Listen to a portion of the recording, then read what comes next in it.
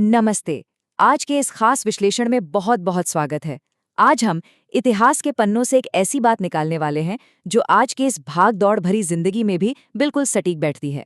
बात है महान रणनीतिकार आचार्य चाणक्य और उनके प्रतापी शिष्य चंद्रगुप्त की। हम सब जानते हैं कि चंद्रगुप्त ने एक बहुत ही विशाल साम्राज्य खड़ा किया था, लेकिन क्या हमें ये पता है कि कभी-कभी उनके मन में भी भारी थकान और आलस्य घर कर जाता था।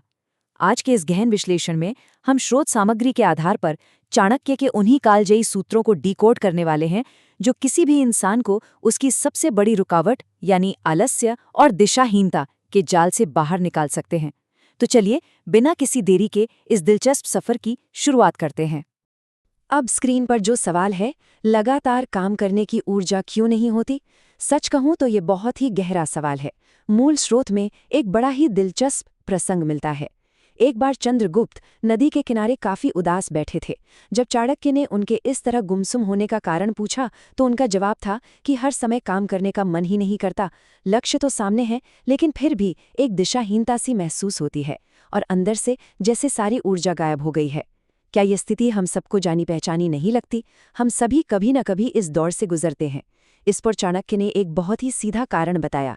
उन्होंने कहा कि अगर मन में ऐसी थकान है तो इसका सीधा सा मतलब है कि लक्ष्य अभी कमजोर है, उसे और भी मजबूत बनाना होगा। अब आते हैं खंड 1 पर, रामलाल और आलस्य का परिणाम। इस कहानी के जरिए हम ये समझने की कोशिश करेंगे कि कैसे आलस्य सिर्फ एक छोटी सी आदत नहीं बल्कि एक खतरनाक दीमक है जो जीवन को पूरी तरह खोखला कर देती है। अब इस टाइमलाइन के बारे में जो सबसे दिलचस्प बात है वो ये है कि हम रामलाल के पतन को साफ तौर पर देख सकते हैं। वसंत ऋतु आई तो रामलाल ने बड़े ही उत्साह के साथ खेत में बीज बोए। उसे लगा कि भाई इस बार तो अच्छी फसल होगी और सारा कर्ज उतर जाएगा। लेकिन बीज बोने के बाद उसने क्या किया? कुछ नहीं, बस सब कुछ प्रकृति के भरोसे छोड़ दिया।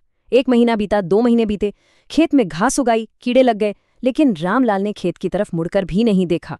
और जब कटाई का समय आया तो वहां सिर्फ और सिर्फ सूखे डंठल बचे थे। एक सीधा सा प्राकृतिक नियम है, अगर लगातार मेहनत के बीज नहीं बोए जाएंगे और उनकी देखभाल नहीं की जाएगी तो सफलता की फसल भला कैसे उग सकती है? रामलाल और उसके पड़ोसियों की दिनचर्या के बीच का ये अंतर सच में सब कुछ बयां कर देता है। एक तरफ पड़ोसी थे जो हर दिन सक्रिय रूप से अपने खेतों में जाते, सिंचाई करते, खाद डालते और फसल को कीड़ों से बचाते।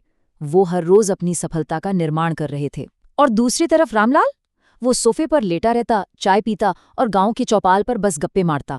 वो खुद को ये कहकर तसल्ली दे देता कि अरे मेहनत से क्या होता है, किस्मत में लिखा होगा तो मिल जाएगा। यहाँ जो सबसे अहम बात समझने वाली है वो ये कि आलस्य कोई निष्क्रिय अवस्था नहीं है। ये तो हर दिन जानबूझकर लिया गया एक विनाशकारी फैसला है। और बिना पसीना बहाए सिर्फ किस्मत के भरोसे बैठने के इस विनाशकारी फैसले की कीमत सच में बहुत भारी होती है। स्रोत सामग्री स्पष्ट करती है कि रामलाल को अंत में क्या मिला? सिर्फ बढ़ता हुआ कर्ज, एक भूखा परिवार और एक ऐसा गहरा पछतावा जिसे अब किसी भी कीमत पर बदला नहीं जा सकता था। समय निकल जाने के बाद हाथ में सिर्फ काश बचता है। काश समय पर पानी दिया होता, काश सही समय पर मेहनत कर ली होती। इस कहानी ने चंद्रगुप्त को अंदर तक झकझोर दिया था। और ईमानदारी से कहें तो यह हम सब के लिए भी एक बहुत बड़ा और कड़वा सबक है कि आलस्य असल जिंदगी को कैसे तबाह कर देता है। ठीक है, तो अब इस समाधान में गहराई से उतरते हैं। खंड 2, चाणक्य के मंत्र, सफलता का ब्लूप्रिंट। समस्या की जड़ को अच्छी तरह समझने के बाद अब वक्त है आचार्य चाणक्य के उन समाधानों को देखने का जो सच में किसी का भी भाग्य बदल सकते हैं। इस ब्लूप्रिंट के मुख्य स्तंभ कुछ इस तरह हैं। खुद पर ध्यान केंद्रित करना, बिल्कुल स्पष्ट लक्ष्य बनाना, खुद पर अटूट भरोसा रखना, ज्ञान की तलाश कभी न रोकना और एक बहुत ही सख्त अनुशासन का पालन करना। तो चलिए इन अनमोल सूत्रों को एक एक करके डिकोड करते हैं और देखते हैं कि ये असल जिंदगी में कैसे काम करते हैं। चाणक्य का पहला और शायद सबसे शक्तिशाली सूत्र है ये विचार कि दूसरों के बारे में सोचने से मन एक भूल भुलैया बन जाता है। हम अक्सर अपनी बेशकीमती ऊर्जा बस यही सोचने में बर्बाद कर देते हैं कि भाई दूसरा इंसान क्या कर रहा है, वो आगे कैसे निकल गया, या उसे वो बात कैसे सूझ गई जो हमें नहीं सूझी। सच तो यह है कि ये विचार मन को बुरी तरह थका देते हैं। अब जब दिमाग शांत ही नहीं होगा तो लक्ष्य पर फोकस कैसे टिकेगा? ये थकान इंसान को कमजोर बनाती है।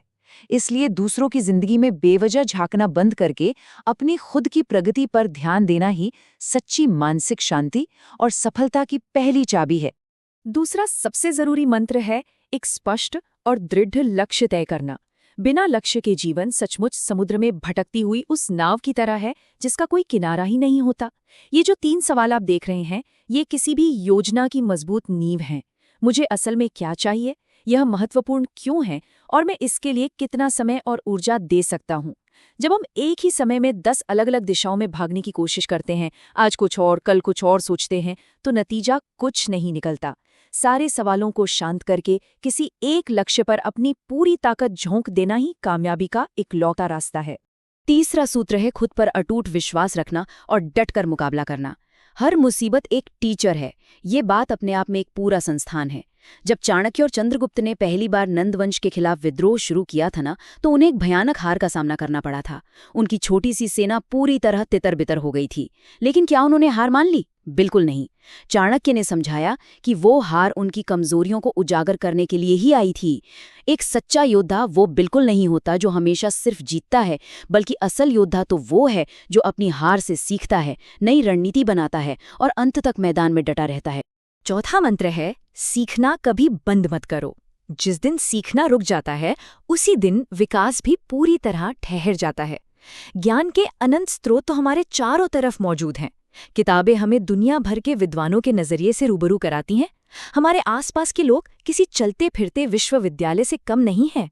किसी से समय प्रबंधन की कला सीखी जा सकती है, तो किसी से सकारात्मक सोच। और सबसे बड़ी बात, हमारी अपनी गलतियां जीवन के सबसे गहरे सबक सिखाती हैं। हर नई सुबह कुछ नया सीखकर खुद को कल से बेहतर बनाने का एक शानदार मौका होती है। और ये बात बहुत ही शानदार तरीके से दर्शाती है कि अनुशासन क्या है। अनुशासन कोई सजा या बोझ नहीं है, बल्कि ये तो वो मजबूत रस्सी है जो एक इंसान को उसके लक्ष्यों तक सुरक्षित खींच कर ले जाती है। सुबह समय पर उठना, थोड़ा व्यायाम करना और अपने दिन को एक व्यवस्थित तरीके से शुरू करना, ये बातें सुनने में शायद बहुत साधारण लगें, लेकिन इनका प्रभाव सच में बहुत गहरा होता है। यही छोटी छोटी आदतें मिलकर वो मजबूत ढांचा तैयार करती हैं जो बड़े से बड़े सपनों को हकीकत में बदल देता है। बिना मेहनत के सफलता का कोई शॉर्टकट नहीं होता। पांचवां और बहुत ही दिलचस्प मंत्र इंसान के दिमाग की सक्रियता के बारे में है। सच्चाई तो ये है कि दिमाग कभी भी पूरी तरह खाली नहीं रहता। अगर हम इसे कोई रचनात्मक काम नहीं देंगे तो ये अपने आप नकारात्मक रास्ते पर चला जाएगा। बेवजह की चिंता करना, तनाव लेना या पुरानी विफलताओं के बारे में ही सोचते रहना। लेकिन अगर हम सचेत रूप से इसे सकारात्मक दिशा में मोड़ दें, जैसे कोई नया कौशल सीखना, अपनी योजनाओं पर काम करना या बस शांति से प्रकृति को निहारना, तो यही दिमाग एक बेहद रचनात्मक पावर हाउस बन जाता है। खाली समय का मतलब निष्क्रिय होना नहीं है, बल्कि खुद को रिचार्ज और अपग्रेड करना है। जो हमें इस पूरे विश्लेषण के सबसे महत्वपूर्ण और विचारणीय सवाल पर ले आता है, खाली समय में मन असल में क्या कर रहा होता है? क्या वो रामराल की तरह गप्पे मारने और किस्मत के भरोसे बैठकर नकारात्मकता की ओर जा रहा है, या फिर वो चंद्रगुप्त की तरह अपनी आगे की रणनीतियों को मजबूत कर रहा है? समय जीवन का सबसे कीमती रत्न है और हर पल में अपार संभावना छिपी होती है। इस पूरे विश्लेषण से जो सबसे बड़ी बात हमें अपने साथ लेकर जानी चाहिए, वो ये है कि हमारे विचार और हमारी छोटी छोटी दैनिक आदतें ही अंततः हमारे भविष्य का निर्माण करती हैं। तो अगली बार जब खाली समय मिले तो ये सवाल जरूर उठना चाहिए कि ये समय हमें रामलाल बना रहा है या चंद्रगुप्त।